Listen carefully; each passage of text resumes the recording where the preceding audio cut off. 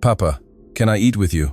The voice was so soft it was almost lost amidst the elegant murmur of the restaurant, the clinking of glasses, the low-toned conversations, and the instrumental music that seemed to envelop everything in a bubble of distant luxury, until that question cut through the air like an arrow straight to the heart.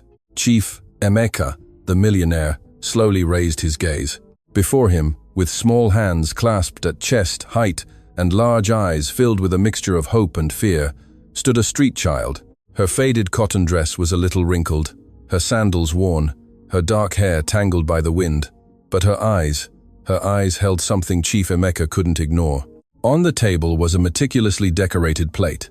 A glass of white wine shimmered under the warm garden lights. Everything was perfect. Everything was in its place, except for that child. And for a few seconds that felt eternal. No one breathed. Behind Chief Emeka, an elegant couple widened their eyes in astonishment. Another woman brought her hand to her mouth as if witnessing something forbidden. A man murmured something about security. The atmosphere tensed, but Chief Emeka looked at no one else, only at her. The child spoke again, almost in a whisper. "I haven't eaten today, but I promise not to bother you."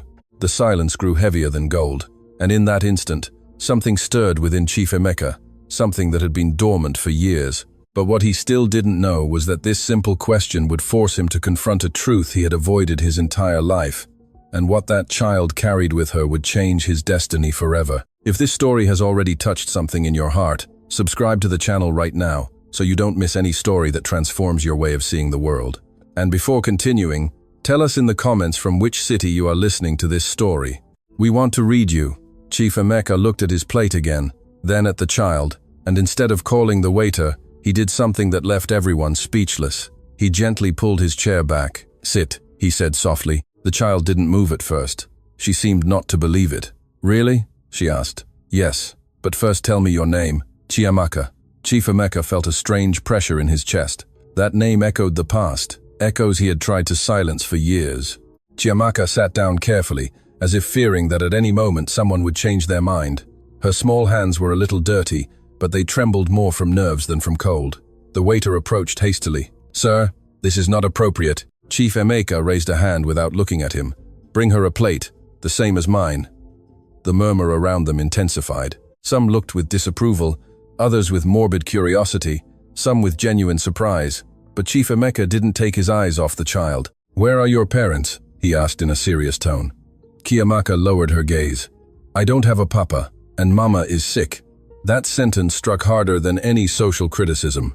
Chief Emeka felt a knot in his throat. It wasn't guilt, it wasn't pity, it was recognition. Because in those eyes there was something that felt familiar, a mixture of pride and hunger, of dignity and need. "How old are you?" Five. Exactly the same age his daughter would be if he hadn't allowed pride to destroy his marriage years ago. The thought appeared unbidden. Chief Emeka had built empires, signed multi-million naira contracts without hesitation, fired executives without batting an eye, but at that moment he didn't know what to do with a child who only wanted to share a table. The plate arrived. Chiamaka looked at it as if it were a treasure, but she didn't start eating immediately. She looked at Chief Emeka first. "Are you sure I can?" Chief Emeka nodded, and when she took the first bite, something unexpected happened. It wasn't the scene, it wasn't the stares of others, it wasn't the gesture of charity. It was the way she closed her eyes as she tasted the food, as if it were the best gift in the world, as if she wasn't used to it, as if every bite were a miracle. And Chief Emeka felt something he hadn't felt in years. Shame, not for having money, but for never having looked beyond his own walls. "Do you always eat here?" he asked. Chiamaka shook her head. "Only when someone lets me stay nearby. Sometimes I leave before they chase me away." Chief Emeka pressed his lips together. "And today, why did you come near me?" The child hesitated. She stared at him intently. "Because you looked like someone I knew." Chief Emeka's heart skipped a beat. "Who?" "My papa," she whispered. The world seemed to stop. At another table, someone dropped a fork. Chief Emeka felt the air grow denser. "Your papa is—" "I don't know," Chiamaka replied with a sincerity that hurt. "Mama says he left when I was a baby, but I believe he'll come back someday." Chief Emeka looked away for a second, not because he didn't want to see her, but because for the first time in a long time, he feared someone was seeing him inside. "And what if he doesn't return?" he asked, almost in a whisper. Chiamaka shrugged with a mixture of innocence and forced maturity. then I will learn to be brave alone. That sentence pierced Chief Emeka like a mirror, because he had learned to be strong, but not brave. The difference was enormous. Strong was closing the heart, brave was opening it. And at that instant, Chief Emeka began to suspect that this child had not come to his table by chance. There was something more, something he still didn't understand, but that would soon force him to confront the past he had buried under contracts, travels, and silence. Chiamaka continued eating slowly, with good manners. She didn't devour, she didn't ask for more, she just thanked with her eyes. And Chief Emeka felt that every second by her side dismantled a part of the armor he had built for years. However, what he still didn't know was that someone, not far from there, was observing the scene with contained tears, and that person knew a secret that would change everything, because that child had not chosen that table by chance, and that night would not be just any dinner. It would be the beginning of a truth that Chief Emeka never imagined hearing, and when that truth came to light, nothing would ever be the same. Chiamaka finished the first plate with a delicacy that didn't match the life she seemed to lead. She left nothing, asked for nothing more, just took a small sip of water and looked at Chief Emeka as if she were thanking him for something much greater than the food. Chief Emeka was not used to that kind of gaze. He was accustomed to interested looks, calculating looks that evaluated how much they could get from him, but not this one. This was a clean look, a look that didn't ask for money, just presence. "Does your mama know you're here?" Chief Emeka asked, trying to keep his voice steady. Chiamaka shook her head gently. "She's resting. When she wakes up, her chest hurts a lot and she gets tired." Chief Emeka felt an uncomfortable pressure in his stomach. "Is she sick?" The child nodded. "She says it's something in her heart, but I think it's sadness." That answer was not typical of a 5-year-old. Chief Emeka stopped breathing for a second. Sadness. That word was too familiar to him. He had seen sadness in the face of the woman who once loved him. He had seen sadness when he decided to prioritize contracts over birthdays. He had seen sadness the day he heard the word divorce. But he had decided not to look back. Chief Emeka had turned pain into productivity, abandonment into ambition, guilt into business expansion. And now a child in front of him spoke of sadness as if it were a physical illness. "Where do you live?" he asked cautiously. Chiamaka pointed towards the main road. "In a small room. Mama says it's temporary." Temporary. Chief Emeka knew that word well. Many times he had said that his absence was temporary, that his travels were temporary, that his distance was temporary. But years were not temporary, nor were wounds. The restaurant remained silent. Some diners pretended not to look, but no one was indifferent. Chief Emeka noticed a woman at the back, observing them closely. It wasn't a curious gaze, it was an intense gaze, as if she were waiting for something. "Does your mama work?" he asked. Chiamaka hesitated. "Before, yes. Now she can't do much." Chief Emeka began to feel that each answer opened a door he preferred to keep closed. "And how do you eat?" Chiamaka looked at him with brutal honesty. "Sometimes we eat, sometimes we don't." The phrase fell like a sentence.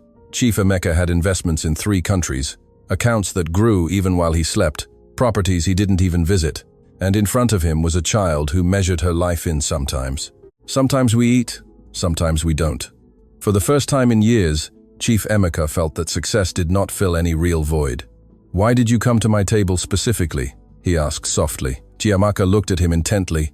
"Because you were alone." That answer caught him off guard. Chief Emeka looked around. There were people, there was noise, there was luxury, but yes, he was alone. And when someone is alone, Chiamaka continued, they need company. That child wasn't asking for food, she wasn't asking for money, she wasn't asking for charity, she was offering something, presence. Chief Emeka lowered his gaze, remembered nights in 5-star hotels where the silence was louder than any city.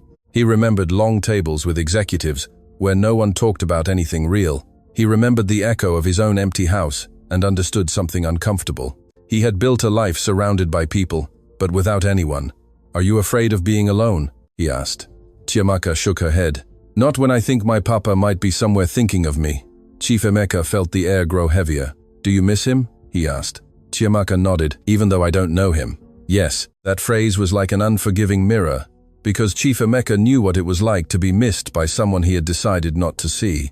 He knew what it was like for a daughter to ask why Papa wasn't there. He knew what it was like to hear excuses and choose work. The past began to knock on the door of his consciousness, but he still didn't know that door was about to open completely.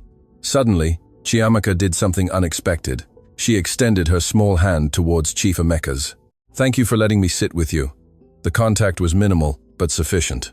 Chief Emeka didn't remember the last time someone held his hand without expecting something in return. He didn't remember the last time he felt tenderness without strategy. At that instant, the waiter returned, uncomfortable. "Sir, the manager wants to speak with you." Chief Emeka looked up. "Tell him I'm busy." The waiter hesitated. "It's about the child." Chief Emeka slowly stood up. The restaurant fell silent again. "The child is with me," he said firmly, "and no one is going to remove her." It was the first time in a long time that he defended something that didn't generate profit. Chiamaka looked at him as if she were seeing a hero, and that made him uncomfortable because he knew he wasn't one, at least not yet. "Does your mama know you're looking for your papa?" he asked, resuming the conversation. Chiamaka lowered her gaze. "Mama says we shouldn't bother someone who doesn't want to stay." That phrase was a direct hit, because Chief Emeka had been exactly that, someone who didn't want to stay. "But I believe," Chiamaka continued, "that sometimes people leave because they are afraid." Chief Emeka felt something break inside. Fear. Yes, he had been afraid. Afraid of not being enough. Afraid of failing. Afraid of losing control. Afraid of loving more than his pride allowed. And out of fear, he had lost more than he would ever admit aloud. "And do you think your papa is afraid?" he asked. Chiamaka looked at him with a wisdom that didn't match her age. "Yes, but someday he will be brave." Chief Emeka couldn't hold her gaze because at that moment he understood that the child wasn't just talking about her father. She was talking about him. But there was still something more. Something that didn't fit. Something in Chiamaka's eyes. In the way she looked at him. In the way she seemed to recognize him. And then something happened that left him completely still. From the other side of the restaurant, that woman who had been watching them began to approach slowly. Her steps were firm, her gaze intense, her eyes wet. Chiamaka saw her first, and her expression changed. "Mama." Chief Emeka felt the world spin a little slower. The woman stopped a few steps away. She didn't seem surprised. She seemed determined. Chief Emeka looked up at her, and something within his memory ignited. He had seen those eyes before, had heard that voice in another time, had felt those hands tremble from his absence. But it couldn't be. Not after so many years. The woman took a deep breath. "I didn't know I'd find you like this someday," she said with a contained voice. Chief Emeka felt the past he had buried, with so much effort, had just sat in front of him in the form of truth. And what he was about to hear would change everything he thought he knew about that child and about himself. The restaurant seemed to have ceased to exist. The sound of cutlery, the soft music, the elegant conversations, everything was suspended in a kind of invisible silence when Chiamaka's mother stopped in front of the table. Chief Emeka felt his heart pounding in his chest with a force he hadn't known in years. The woman wore no striking makeup or expensive clothes. Her dress was simple, her hair gathered practically, but her eyes, those eyes hadn't changed. They were the same ones that once looked at him with unconditional love, the same ones that begged him to stay, the same ones that filled with tears the day he decided to leave. She observed him without hatred, without shouts, without immediate reproaches, only with a mature sadness, like someone who has already cried all they could cry. "I didn't know destiny would be so ironic," she finally said. Chief Emeka didn't respond. Chiamaka looked from one to the other, not fully understanding the tension, but perceiving that something important was happening. "Mama, he let me sit," the child said with innocent pride. The woman nodded. "I saw." Chief Emeka felt the pieces beginning to fit, but he resisted accepting what his intuition already screamed. "Do we know each other?" he asked, though deep down he knew the answer. The woman looked at him intently. "More than you imagine." The air grew denser. Chief Emeka slowly stood up. His mind traveled back to a stage he had decided to erase, to a small apartment where love was greater than money, to promises made without lawyers, to a woman who believed in him when he had nothing. But he did have something, ambition, and when ambition began to grow, so did the distance. "It can't be," he finally murmured. The woman held his gaze. "Yes, it can." Chiamaka watched them with curiosity. "Mama, do you know him?" The woman took a deep breath before answering. "Yes, my child." Chief Emeka felt the ground disappear beneath his feet. The past wasn't knocking on the door. The past was sitting in front of him. He tried to speak, but the words wouldn't come out. The woman took another step closer. "You left without looking back," she said with a firm but controlled voice. "You said it was temporary. You said you needed to grow. You said you'd return when everything was stable." Chief Emeka closed his eyes for an instant. Every phrase was an echo of decisions he had justified for years.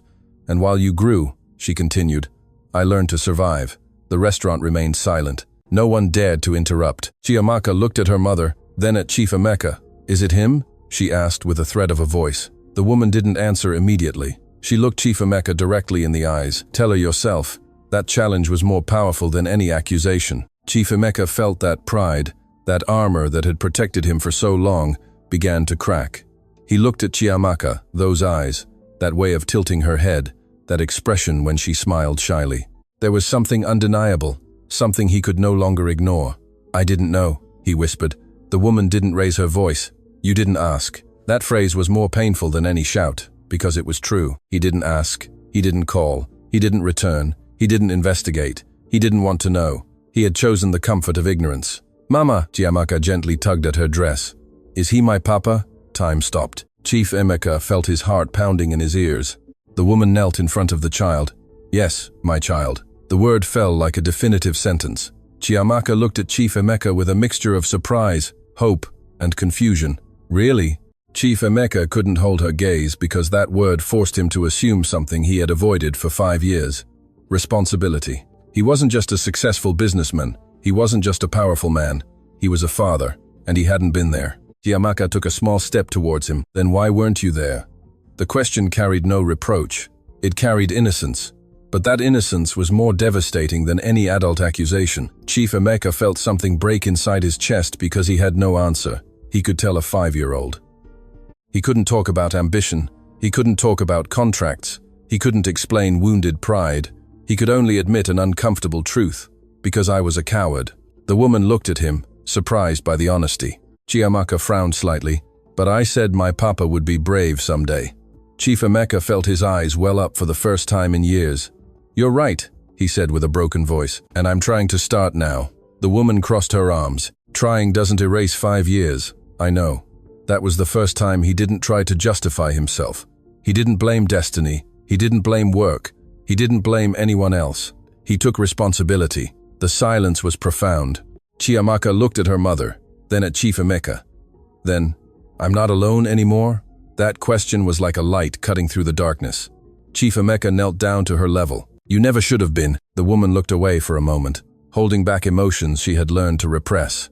"She doesn't know everything," she finally said. "She doesn't know the nights without food. She doesn't know the medical consultations I couldn't afford. She doesn't know that my heart doesn't just hurt from illness, but from abandonment." Chief Emeka felt that every word was a mirror of his decisions. "Are you sick?" he asked with genuine concern. She nodded. "I need surgery, but I didn't come to ask you for anything." That phrase hit him even harder. There was no demand, no manipulation, only truth. "I didn't know anything," he repeated, though he already understood that that phrase wouldn't absolve him. "You didn't want to know," she corrected softly. Chiamaka looked at Chief Emeka's face as if trying to memorize every detail. "You look like me," she said with a small smile. Chief Emeka felt that affirmation was a gift and a responsibility at the same time. The restaurant slowly began to recover its sounds, but the table remained a world apart. "Where do you live?" he asked. The woman hesitated. Pride still existed. "I don't want your pity." "It's not pity," he responded firmly. "It's responsibility." The difference was enormous. The woman studied him intently. She wasn't looking for money. She was looking for truth. "If you're going to enter her life," she finally said, "you can't do it like someone signing a contract. You can't appear today and disappear tomorrow." Chief Emeka felt the weight of every word because he knew that was his tendency. "I don't want to disappear again," he said with honesty. Chiamaka took his hand again. Then, "Stay." 3 words so simple, so powerful. Chief Emeka understood that that night was not a coincidence, not charity, not chance. It was confrontation. Destiny had not led him to that table to pay for a dinner. It had led him to pay an emotional debt. But there was still something more, something the woman still hadn't said, something that was still hidden. And when that last truth came to light, Chief Emeka would have to decide if he was willing to lose his pride or lose everything again, because the real test wouldn't be recognizing his daughter. It would be proving that he could be the father she deserved, and that decision was about to arrive. The silence that followed Chiamaka's words was not uncomfortable. It was decisive. Chief Emeka remained crouched in front of his daughter, feeling the weight of that small hand in his. It was not a fragile hand, but a hand that had learned to hold its own too soon. Chiamaka's mother still stood, observing him with a mixture of caution and weariness. There was no hatred in her gaze, but neither was there trust. There was something more complex, a silent evaluation. She wasn't seeing the man who had knelt before her daughter. She was seeing the man who once promised to stay. "If you truly want to be in her life," she finally said, with a firm but serene voice, "you can't do it halfway." Chief Emeka slowly stood up. He no longer felt like the owner of an empire. He felt like a man facing a moral examination. "I don't want to do it halfway," he responded. She looked at him with depth. "Then listen to me well." Emeka watched them in silence, perceiving that something important was about to be defined.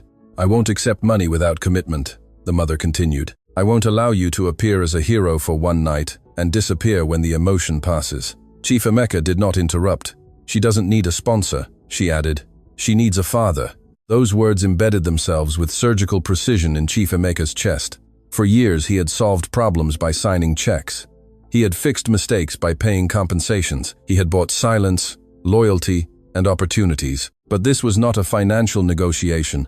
It was a test of character. "What do you need from me?" he finally asked. She didn't hesitate. Presence. The word resonated with unexpected force. Presence in medical consultations. Presence during difficult nights. Presence when she asks why you weren't there before. Presence when she is afraid. Chief Emeka felt that each phrase disarmed a part of his ego.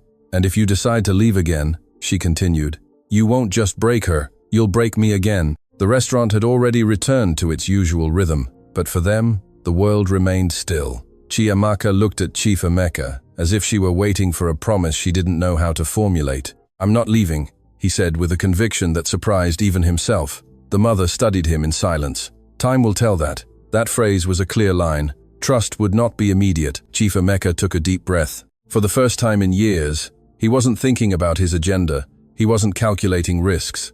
He wasn't evaluating profits. He was feeling, and that unsettled him more than any business crisis. "I need to see where you live," he finally said. She frowned slightly. "It's not a place you'd be proud of." "I didn't come for pride," he replied. "I came to assume what's mine." The mother looked at him for several seconds. There was sincerity, but also uncertainty. "All right," she finally said. Chiamaka smiled with contained joy. "Then, let's go, the three of us." That simple phrase held enormous meaning. The three of us. Chief Emeka felt that word carried a weight he had never considered. For years he had lived in the singular, my company, my goals, my success. Now there was a plural that demanded commitment. My daughter, her mother, our responsibility. They left the restaurant under curious glances. Some whispered, others observed with judgment. But Chief Emeka looked at no one else. He walked beside Chiamaka, aware of every step. The child took his hand without asking permission, and that naturalness moved him. There was no resentment in her, no reproach, only an openness that he didn't know if he deserved. As they walked through less illuminated streets, the contrast became evident. Luxury was left behind. Golden lights became flickering street lamps. The impeccable pavement gave way to uneven pathways. Chief Emeka felt that every step took him away from his comfort zone, and closer to a truth he couldn't ignore. They arrived at an old building with faded paint and windows that told stories of resilience. "Here," the mother said. They climbed narrow stairs. Chiamaka spoke enthusiastically. "Mama cooks good stew when she can and reads me stories even when she's tired. And she says the heart heals with hope." Chief Emeka swallowed. That woman had not only raised his daughter alone, she had protected her innocence. They entered the small apartment. It was modest, but it was clean, tidy, cared for. There were drawings pasted on the wall, a small worn sofa, a simple table, no luxury. But there was something he didn't have in his mansion: warmth. Chief Emeka observed every detail as if he were evaluating a reality he never wanted to look at. "It's not much," the mother said, anticipating judgment. "It's enough to show you fought," he replied. She looked at him with surprise. Chiamaka ran to a drawer and pulled out a drawing. "Look," she said excitedly. "I made it for when my papa came back." Chief Emeka felt the air stop. It was a simple drawing. 3 figures holding hands, a bright sun, a small house, and above, written in childish letters, "My family." Chief Emeka felt something break inside. There was a family drawn, a family that existed in his daughter's imagination, but that he had ignored in reality. "I kept it," Chiamaka said, "because I knew someday it would happen." Chief Emeka couldn't speak for a few seconds. The mother watched him, not seeking to move him. She sought to understand if he was grasping the magnitude of what he had lost. "You need an operation," he finally said, returning to the pending conversation. She nodded. "Yes, And it's not cheap. I'll take care of it. She gently raised her hand.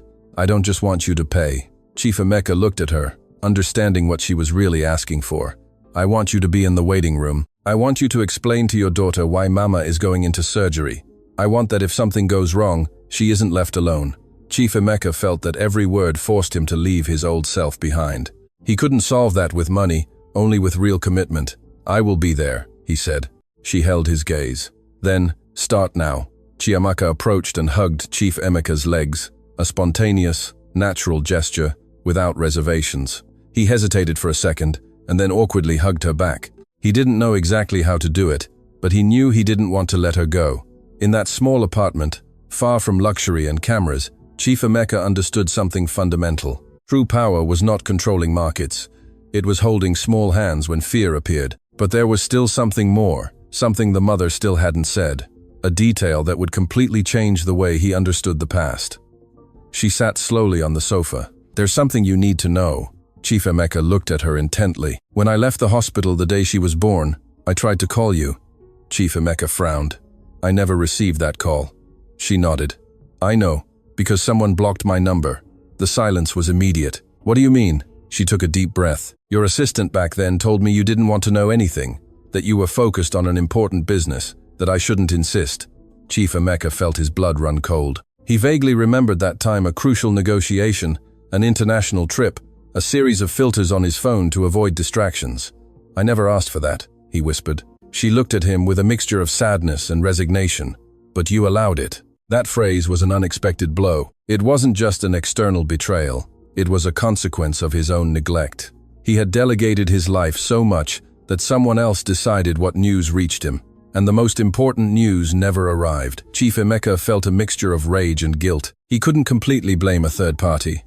He had built a wall around his time, and that wall blocked what mattered most. I need to know everything, he said firmly. She nodded. Then prepare yourself, because what's coming won't be comfortable. Chief Emeka understood that the true story was just beginning.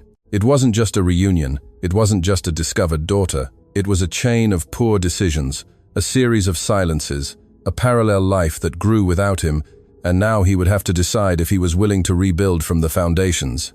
Because loving wouldn't be enough, he would have to prove it, and the test was just beginning. The small apartment fell silent after that revelation. The number was blocked. The phrase continued to resonate in Chief Emeka's mind, like an uncomfortable echo he couldn't switch off. For years he had believed that she had simply disappeared, that she had decided to move on with her life without him, that the silence was mutual. But now he understood that the silence was not accidental.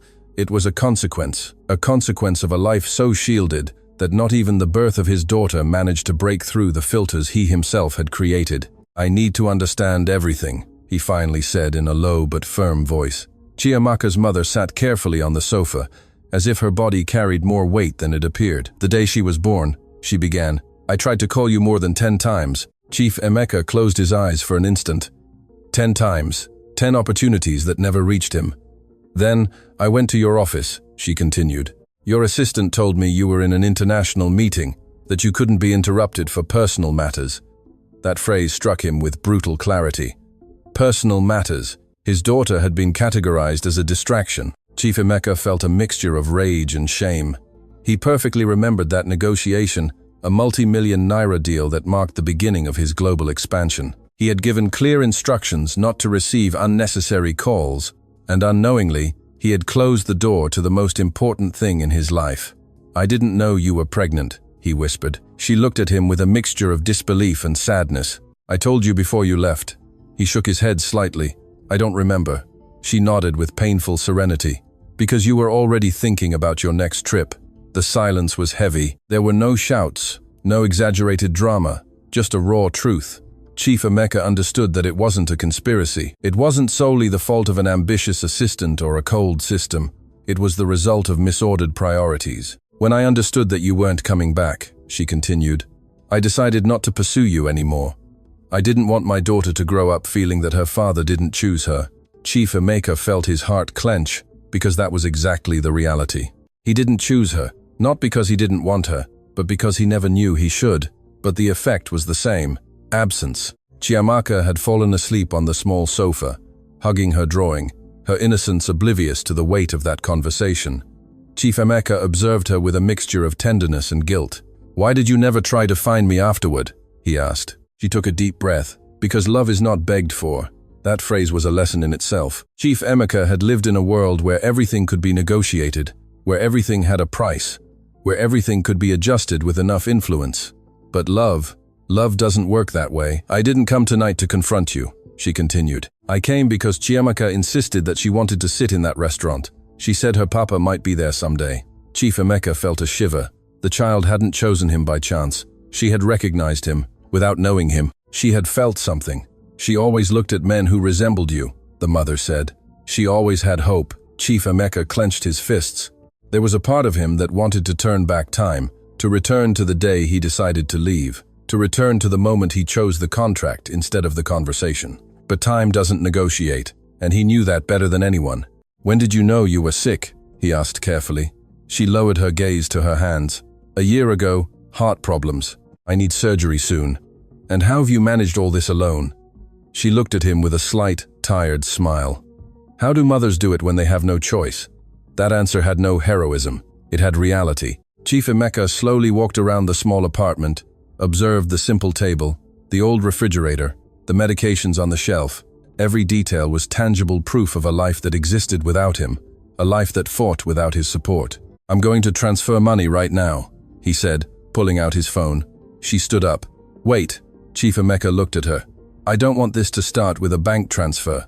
He frowned. "You need the surgery." "Yes," she replied, "but I need to know if you also need to change." That question left him immobile. He had never considered his own emotional need. He had always believed that success was enough. "What do you mean?" She looked at him with direct honesty. "If you only come to solve everything with money, you will leave again when you feel you have fulfilled your duty."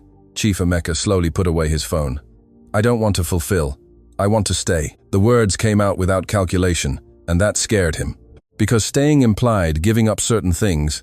It implied reorganizing priorities. It implied making space for someone else. It implied vulnerability. "Then, start with something small," she said. "What?" "Stay tonight." Chief Emeka felt a slight dizziness. His agenda was full. He had an early meeting, a flight scheduled, but for the first time none of those things seemed urgent. He looked at Chiamaka sleeping, her small, quiet breathing, her hand still clutching the My Family drawing. Chief Emeka understood that this was the first real test, not a surgery, not a transfer, but presence. "I'm staying," he finally said. She watched him, searching for any sign of doubt. She found none. "The sofa isn't comfortable," she warned. "I didn't come for comfort." That phrase marked an invisible turning point. That night, he wouldn't sleep in his king-size bed. There would be no room service. There would be no controlled silence. There would be reality. As they prepared a blanket for him, Chief Emeka felt something he hadn't experienced in years. Humility. Not the feigned humility at conferences. Not the strategic humility in front of investors. Real humility. He sat on the sofa next to Chiamaka. The child stirred slightly in her sleep and, without opening her eyes, murmured, "Papa." Chief Emeka felt something unravel inside his chest. That simple murmur was worth more than any signed contract. The mother watched in silence from the small kitchen. She wasn't completely convinced, but she had seen something different in him, something that wasn't there before. Chief Emeka looked up at her. "I'm sorry," he finally said. It wasn't an elaborate speech. It wasn't a defense. It wasn't a lengthy explanation. It was a simple apology, and in that simplicity, there was truth. She held his gaze. "Don't tell me," she replied. "Show her." Chief Emeka nodded. He knew that words were insufficient. That night, as the small apartment darkened, Chief Emeka understood something fundamental. Success is not measured in figures. It is measured in absences, and he had accumulated too many. But there was still time perhaps not to erase, but to rebuild, and as Chiamaka slept with her hand resting on his, Chief Emeka made the most important decision of his life. He wouldn't invest in another company. He would invest in staying. However, the real test would not be that night.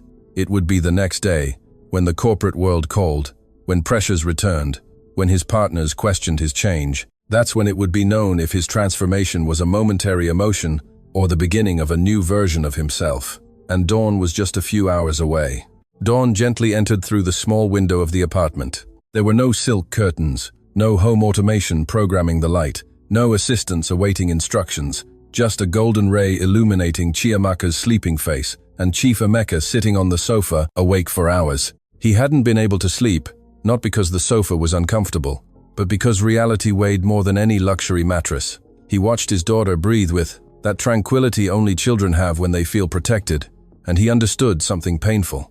She slept peacefully because she believed her papa was there, but he knew he still hadn't proven anything. The mother came out of the room with slow steps. Her face showed years of accumulated tiredness, but also a new expression, cautious hope. "You're not used to this," she said softly. Chief Emeka shook his head. "No." She approached the small kitchen and began to prepare coffee. The aroma filled the space. "I have a doctor's appointment today," she commented without looking at him. Chief Emeka looked up. "I'm coming with you." She paused for just a second before continuing to move. "You have work." "Not today." That answer was simple, but it marked an internal rupture. His phone vibrated in his pocket once, then again, then a third time. He didn't need to look at it to know what it was. Urgent messages, calls from partners, meeting reminders. The corporate world began to demand his attention. Chief Emeka slowly took it out and turned it off. The gesture was small, but symbolic. The mother observed him out of the corner of her eye. "Are you sure?" He nodded. "If I can't do this, then nothing else matters." Emeka began to stir on the sofa, slowly opened her eyes, and seeing him still there, she smiled as if the world were in order. "Good morning, Papa." The word was no longer an unconscious whisper. It was conscious, determined. Chief Emeka felt that simple phrase had more weight than any corporate title. "Good morning, daughter." The mother closed her eyes for a second, as if that scene hurt her and healed her at the same time. After the simple breakfast, they left for the public clinic where she had the appointment. The building didn't have the shine of the private centers Chief Emeka frequented. The chairs were uncomfortable. The walls needed paint. The atmosphere was charged with uncertainty. And there he was, sitting and waiting, without privileges, without preferential access, just as a man worried about someone he loves. The mother looked at him. "You don't have to stay for the whole consultation." "Yes, I do." Chiamaka played with a small doll she carried in her pocket. Every so often she looked up to make sure he was still there, and each time she saw him, she smiled. That smile was his constant examination. When they finally called the mother, Chiamaka squeezed Chief Emeka's hand. "It's going to hurt her a lot." Chief Emeka swallowed. "We'll listen to what the doctor says, and then we'll see how to help her." He didn't promise the impossible, he didn't disguise reality, but he also didn't flee. The three entered. The doctor explained professionally that the surgery needed to be done soon, that the risk increased with time, that a quick decision was needed. Chief Emeka listened to every word, as if it were a verdict. It wasn't a contract, it wasn't an investment, it was life. The mother maintained her composure, but her hand trembled slightly. Chiamaka looked at both of them with wide eyes. "Mama, will she get better?" The doctor spoke cautiously. "With the surgery, the probabilities are good." Chief Emeka took a breath.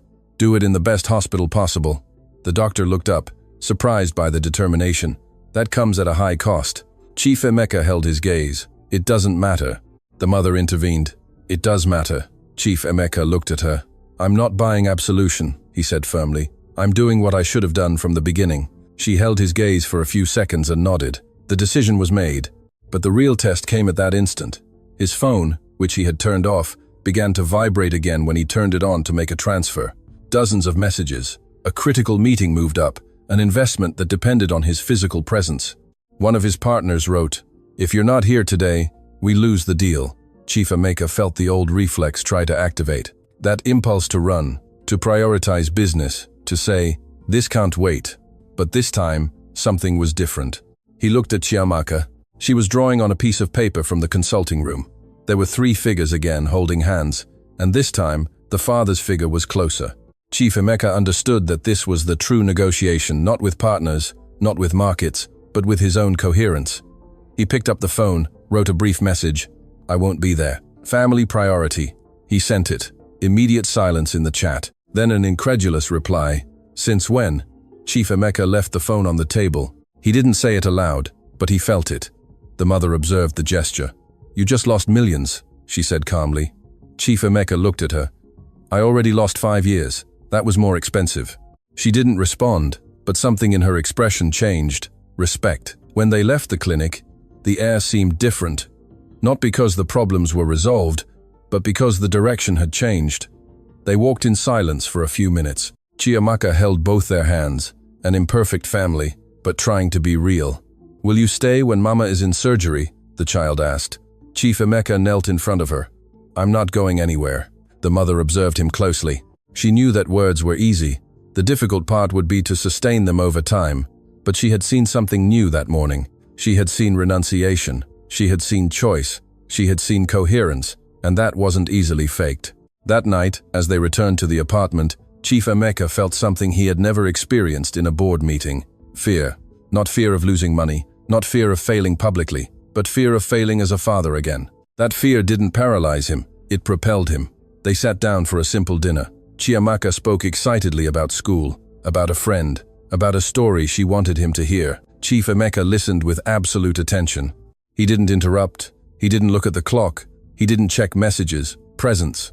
The mother watched him from the kitchen. There was still pain. There were open wounds, but there was also something unexpected. Hope. When Chiamaka went to sleep, the apartment fell silent. Chief Emeka and the mother sat face to face. "This doesn't erase the past," she said softly. "I know, and I don't forgive you yet." He nodded. "I didn't come to ask for immediate forgiveness." She looked at him intently. "And I came to see if you could stay." Chief Emeka took a deep breath. "I don't know how to do it perfectly, but I want to learn." The sincerity was new in him, without strategy, without a prepared speech, just truth. She nodded slowly. "Then, let's start tomorrow." Chief Emeka understood that rebuilding would not be an event. It would be a day-by-day, choice-by-choice process. And as he looked at the small room where Chiamaka slept peacefully, he understood that the greatest wealth he had ignored for years was just a few steps away. But something was still missing. The surgery, the recovery, the adaptation, and a final test that would challenge his transformation, because the outside world would not easily accept his change. And soon he would have to defend this new priority against those who never understood the value of staying. The most difficult battle would not be against the past. It would be against the old version of himself. And that battle was just beginning. The surgery was scheduled for the following week.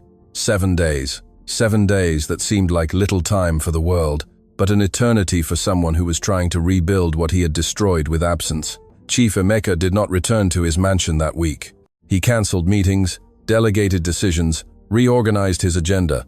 His partners began to fret. Some called directly, others sent ambiguous messages. One even showed up, unannounced, in front of the modest building where he now spent most of his time. "What are you doing?" that incredulous partner asked, looking at the surroundings with obvious discomfort. Chief Emeka held his gaze without hesitation. "What I should have done years ago." The partner frowned. "You're risking enormous investments for a personal situation." Chief Emeka took a deep breath. Before, that phrase would have made him react. He would have felt questioned. He would have defended his position with figures and arguments, but now he didn't need to convince anyone. "It's not a personal situation," he replied with firm serenity. "It's my daughter." The partner remained silent for a few seconds. "You never spoke of a daughter?" Chief Emeka held his gaze. "I was never there for her." The silence was uncomfortable. The partner tried one last pressure. "The market doesn't wait. If you miss this opportunity, it might not come back." Chief Emeka looked towards the apartment window, where Chiamaka was drawing with absolute concentration. "Some opportunities never come back," he finally said. "I already lost it once." The partner understood that he would not change his decision and left. Chief Emeka closed the door calmly. That was the real test, not the surgery, not the money. It was upholding his choice in front of the world that had always defined him. That night, while helping Chiamaka with a school assignment, the child looked up. "Are you going to leave when Mama goes into the hospital?" Chief Emeka put the pencil down on the table. "No, even if work calls you?" The question was innocent, but sharp. Chief Emeka smiled softly. "Work can wait." Chiamaka tilted her head. "Mama says adults sometimes say that, but they don't always keep their word." Chief Emeka felt the pang. It wasn't an accusation, it was experience. "Then look at me," he said, "and decide if I keep my word." Chiamaka observed him for a few seconds as if evaluating sincerity, and then smiled. "I believe you." That trust moved him more than any business pressure, because it was fragile and could easily be broken. The days passed between medical consultations, preparations, and simple moments. Chief Emeka learned to prepare simple breakfast.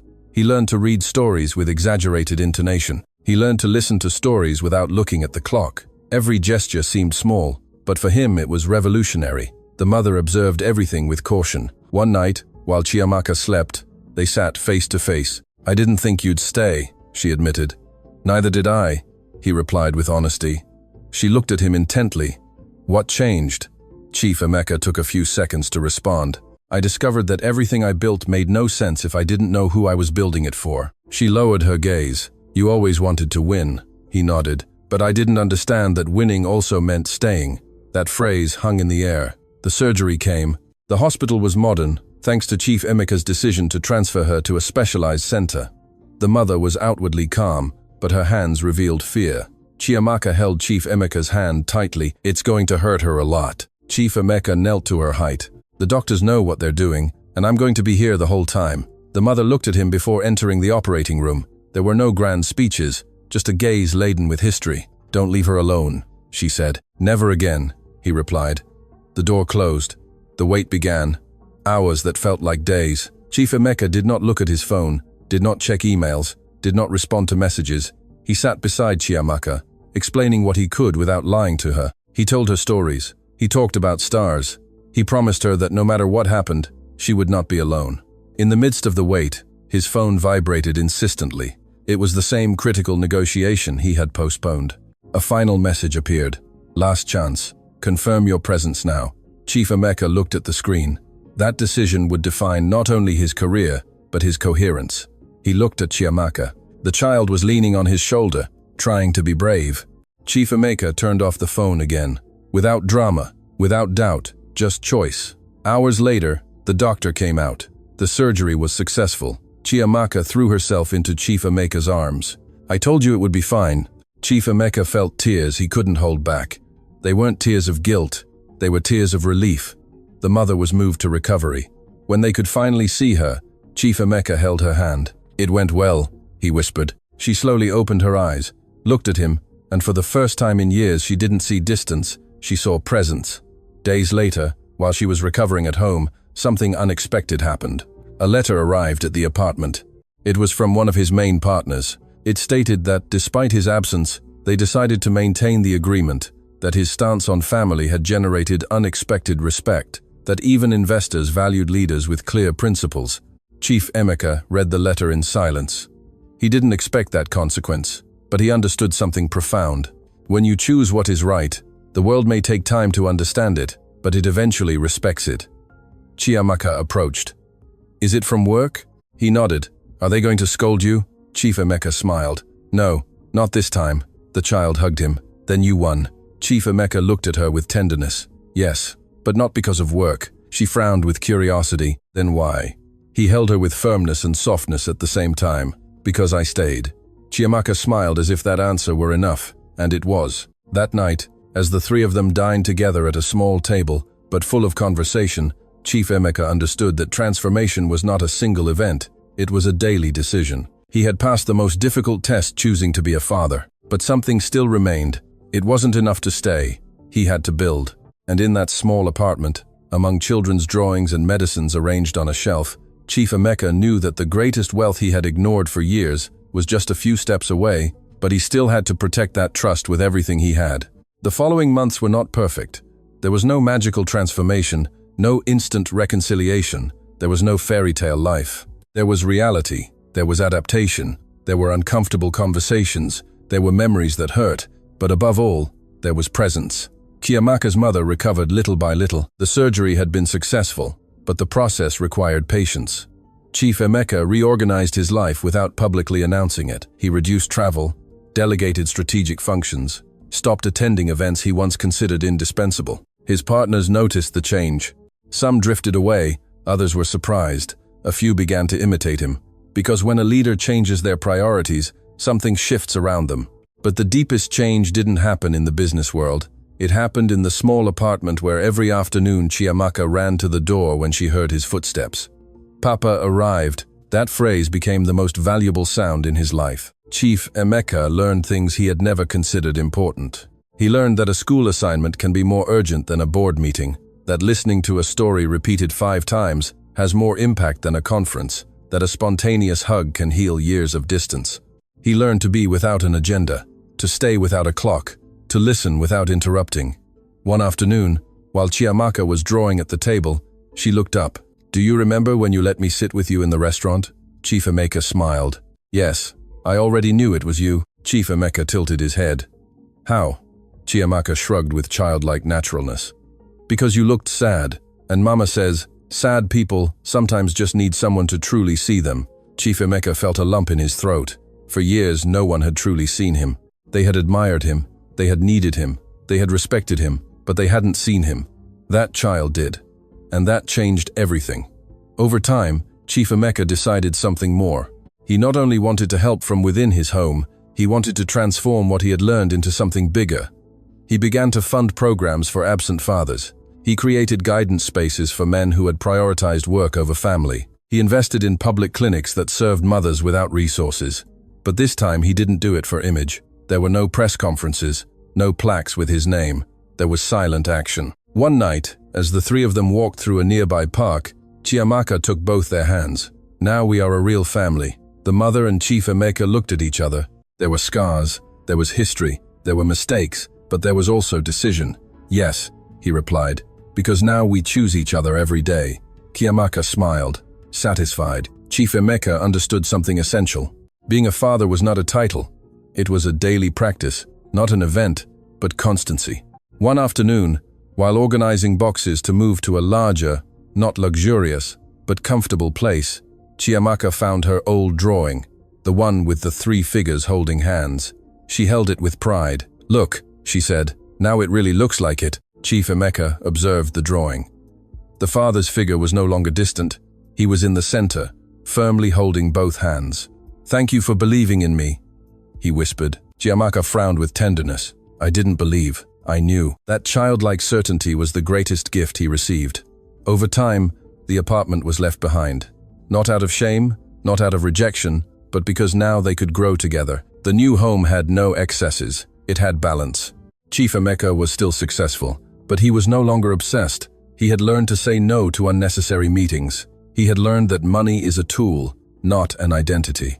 He had learned that absence is more costly than any financial loss. One night, while Chiamaka slept, the mother approached Chief Emeka.